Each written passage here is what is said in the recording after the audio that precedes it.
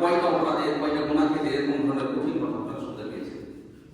কিন্তু দুঃখজনক হলো সত্য, আমরা নামাজ পড়ি, রোজা করি, হজ করি, যাকাত দেই, অনেক কিছুই করি, কিন্তু আমরা জানি না আমরা কত বড় একটা গুনার মধ্যে নিজেদের জ্ঞাতসারে অথবা অজ্ঞাতসারে আমরা কত বড় গুনার মধ্যে আমরা নিমজ্জিত আছি।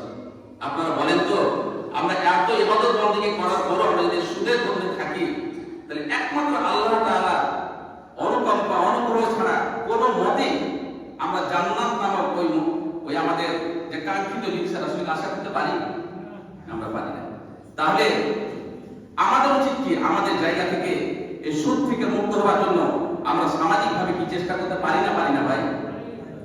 এখন সেই বিষয়ের উপরে আপনারা জানেন, এই আমরা ইসলামিক অর্থনৈতিক ব্যবস্থা, সেখানে আমরা ব্যবসার কথা শুনেছি, জাকাতের কথা শুনি, ফিতরার কথা শুনি, কিন্তু কর্জে হাসানের কথাটা কিন্তু আমরা খুব কমই শুনে থাকি। আমি খুব সংক্ষেপে এই বিষয়ের উপর কথা বলে আমার কথা শেষ করব। আমরা এই কর্জে হাসান, এই যে সুদের ব্যাপারে যে এত কঠিন কথা বলে, তাহলে তার অল্টারনেটিভ ব্যবস্থাটা কি? ইসলাম এই অল্টারনেটিভ ব্যবস্থার ক্ষেত্রে এই কর্জে হাসানের কথা বলেছে। এই কর্জে হাসান যদি আমরা এই সমাজে বাস্তবায়ন করতে পারি, তাহলে এই সুদ নামক জিনিসটা সমাজ থেকে চিরতরে উৎপাদন করা সম্ভব হবে এবং সমাজ থেকে একটা দারিদ্র্যমুক্ত সুন্দর বৈষম্যহীন সুন্দর সমাজে পরিণত করতে পারবো। কেমন আমরা করবো?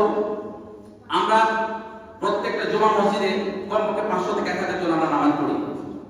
আমরা 500 থেকে 1000 জন যদি নামাজ পড়ি, আমরা সেই মসজিদে কি করবো? একটা কর্জে হাসান একটা কমিটি করবো। সেই কর্জে হাসানা কমিটি করে কর্জে হাসান একটা ফান্ড করবো। এই ফান্ডে কি করবো ভাই? আমাদের যা যতটুকু সামর্থ্য আছে, 10 টাকা, 20 টাকা, 50 টাকা, 100 টাকা, যা যতটুকু সামর্থ্য আছে।